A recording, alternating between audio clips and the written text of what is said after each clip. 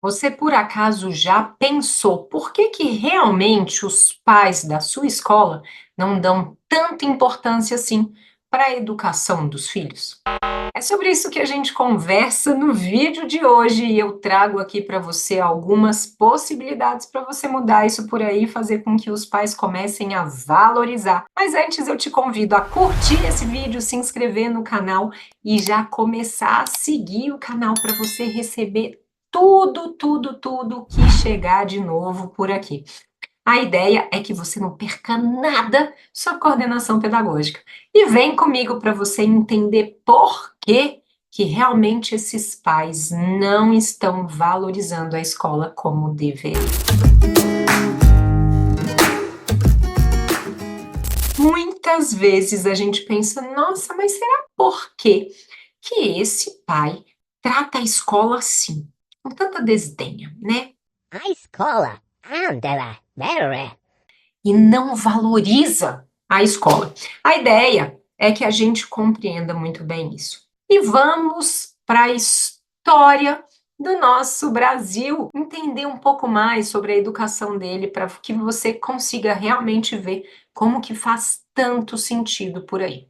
Primeiro ponto que eu quero relembrar aqui é como que tudo começou. Antes ali do século XVIII, então, entre o século XVI, XVII, a educação era uma educação que era muito baseada em tudo aquilo que os jesuítas faziam por aqui. E não era para todos, inclusive a maior parte daqueles que tinham direito à educação era uma educação dentro de casa, em que os pais vigiavam tudo o que estava acontecendo ali, era para pouquíssimas pessoas esse acesso à educação. O tempo foi passando e lá para o século XVIII a gente começou com as escolas formais.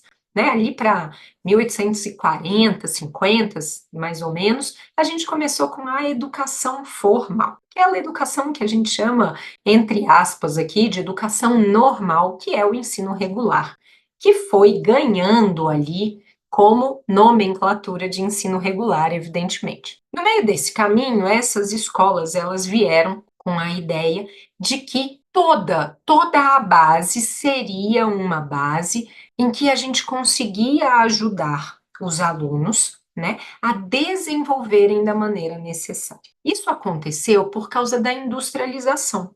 Toda a base da industrialização e da urbanização, ela veio à tona essa necessidade dessa educação formalizada e sistematizada. A gente entende que tudo que foi padronizando foi criando um espaço ali para que as crianças encontrassem lá na frente um mercado de trabalho que era, naquele momento, emergente. É óbvio que a gente entende que, naquele momento, os pais tinham uma presença na escola muito distante.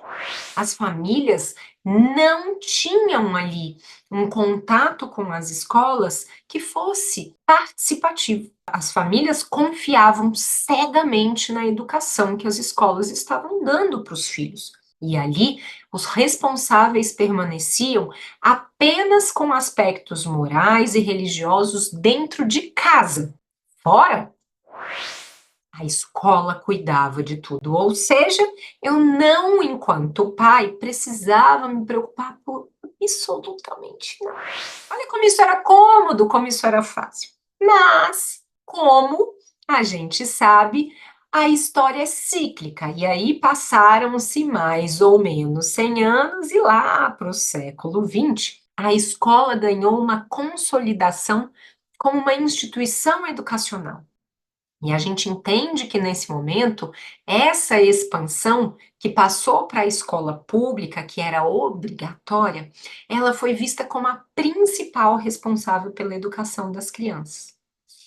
Nesse momento, o que foi pensado? Os pais precisavam começar a ter um pouco mais de presença na escola, mas ainda assim era uma presença limitada a situações bem específicas, como poucas reuniões e alguns pequenos e esporádicos eventos que tinham na escola. Nesse momento, os pais começaram a ver que ele tinha um lugarzinho ali dentro da instituição em que ele podia observar uma ou outra coisa. mas só. Lá para 1960, 1980, a gente começa a ter os movimentos de inclusão e de participação dos pais.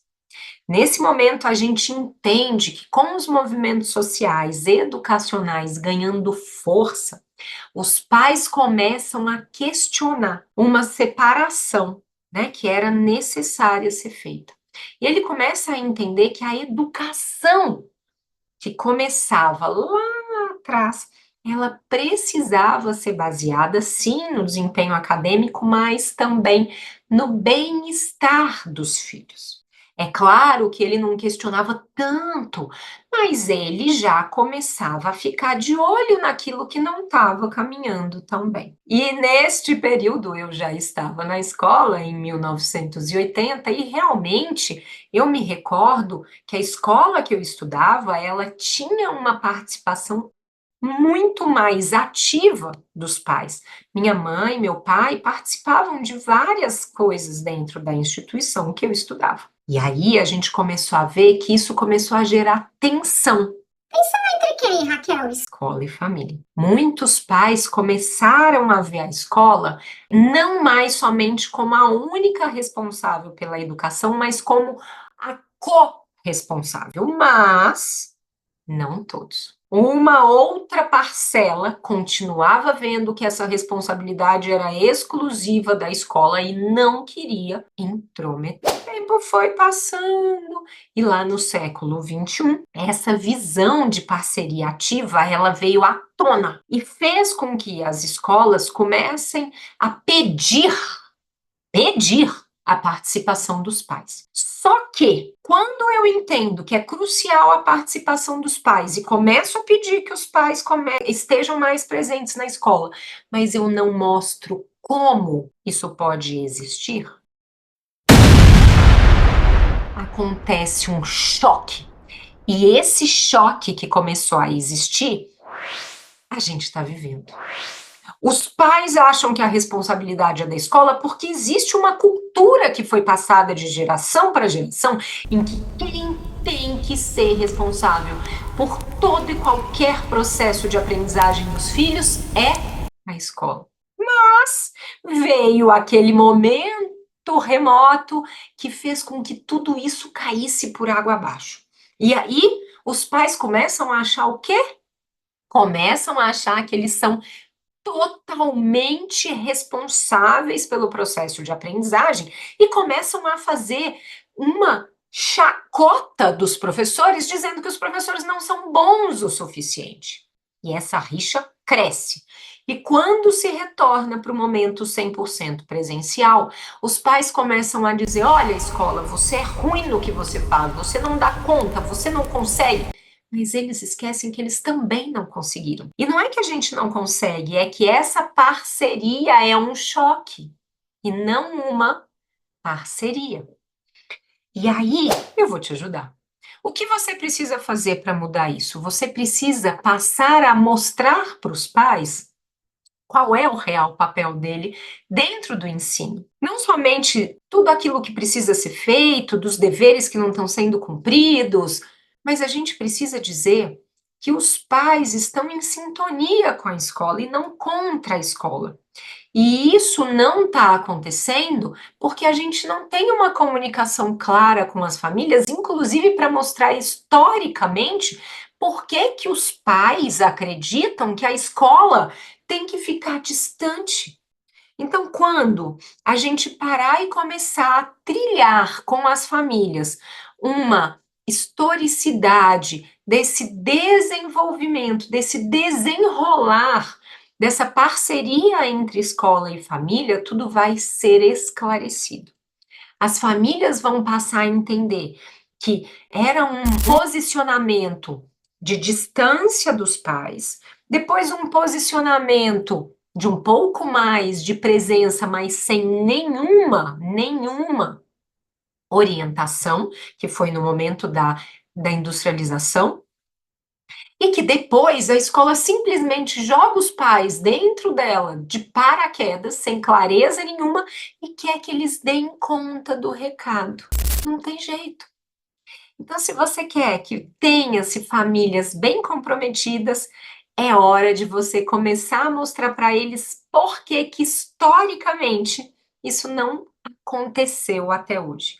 Mostra para eles o quanto essa parceria é uma potência no desenvolvimento, não somente dos alunos, mas da própria instituição, para que essa instituição seja uma instituição onde todos terão um prazer significativo em estar lá dentro. Fez sentido para você? Por onde você vai começar? Com uma reunião com os pais e contando essa história incrível sobre por que que as coisas não estão caminhando tão bem por aí? Me conta aqui, que eu quero continuar com vocês. E eu deixo mais conteúdos para que você possa continuar aprendendo mais e mais sobre coordenação pedagógica e como movimentar a sua escola para que a sua escola seja incrível, cheia de resultados. Um beijo, a gente se vê nesse próximo vídeo.